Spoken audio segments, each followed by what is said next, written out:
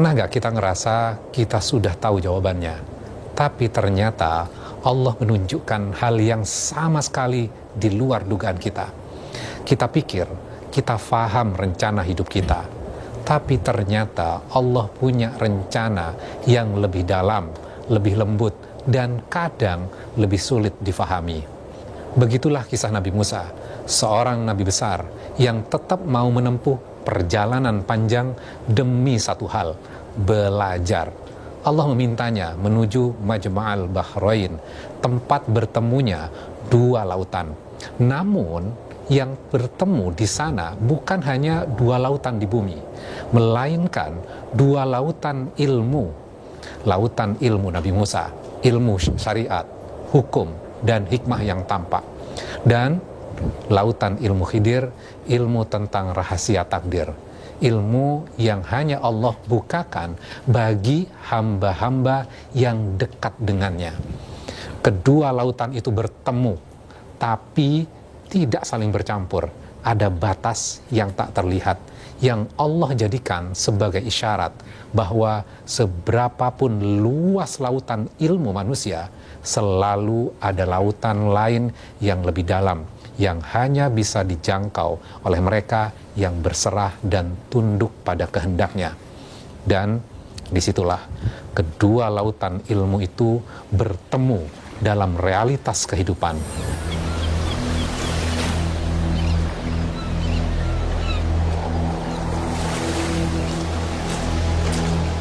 Setelah mengikuti tanda tersebut, Nabi Musa pun bertemu dengan seorang lelaki yang sangat soleh, yakni Khidir. Pertemuan ini menjadi titik awal sebuah perjalanan ilmu yang penuh ujian.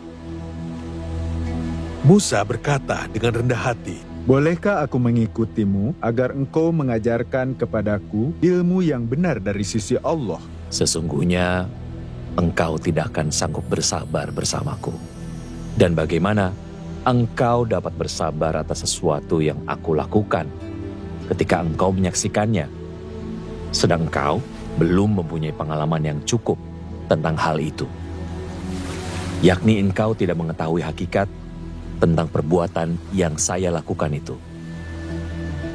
namun Musa berjanji akan bersabar dan tidak akan menentang perintah gurunya. Khidir pun memperingatkan, jangan bertanya tentang apapun sebelum ia sendiri yang menjelaskan. Dengan demikian, dimulailah perjalanan dua manusia berilmu. Satu mewakili ilmu syariat, dan satu lagi mewakili ilmu hakikat. Dua ilmu yang berbeda jalan, tetapi bertemu dalam tujuan yang sama, yaitu mencari ridho Allah.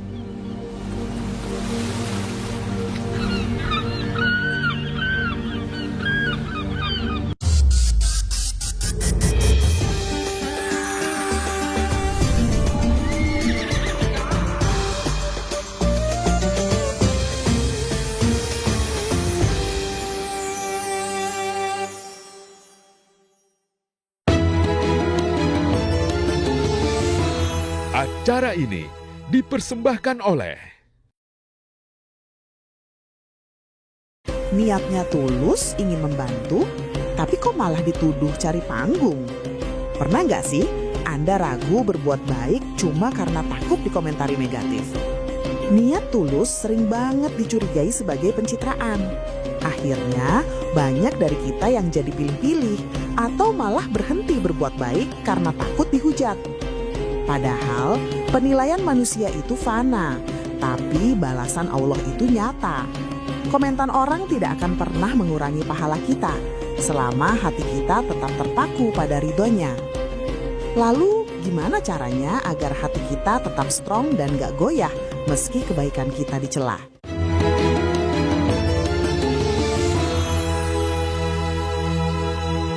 Assalamualaikum warahmatullahi wabarakatuh. Waalaikumsalam warahmatullahi wabarakatuh. Alhamdulillah rabbil alamin. Allahumma salli ala sayyidina Muhammad wa ala ali sayyidina Muhammad. Allahumma faqihna fid din wa 'allimna ta'wil walhamdulillah rabbil alamin. Ibu-ibu apa kabar, sehat?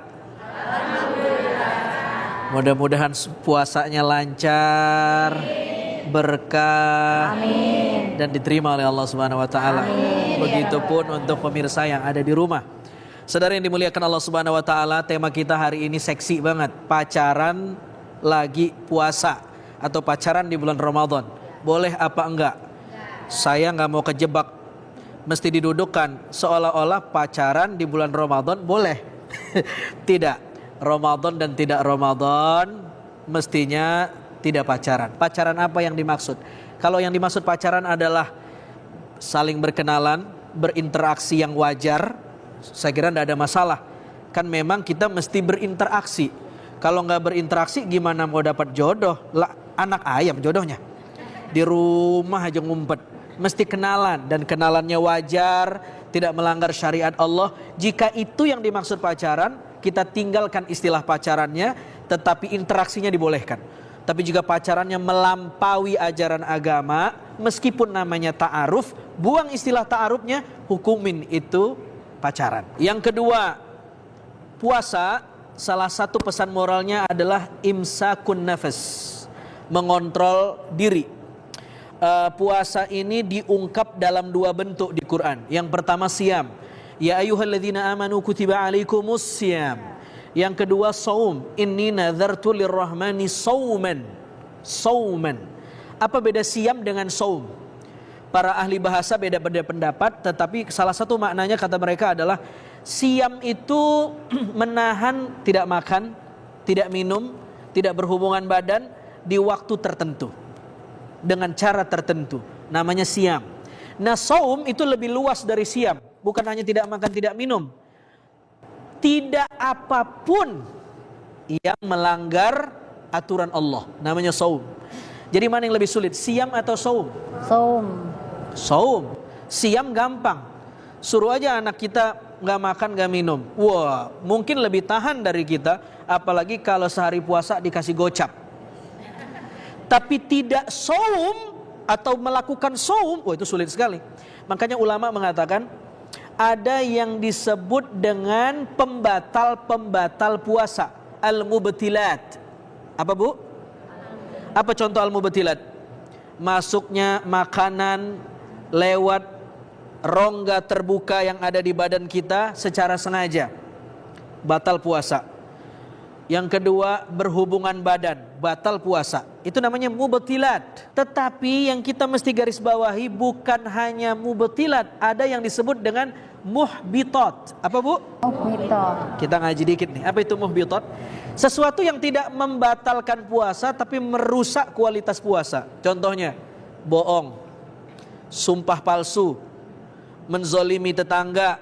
Tidak batal puasa tapi zong, argo puasanya nggak jalan, pahalanya nggak dihitung karena seolah-olah dia merusak kualitas puasa. Mungkin dia tidak makan tidak minum seperti orang puasa, begitu amalnya pengen nyampe ke Allah, kata Allah, bau amis ini, zong.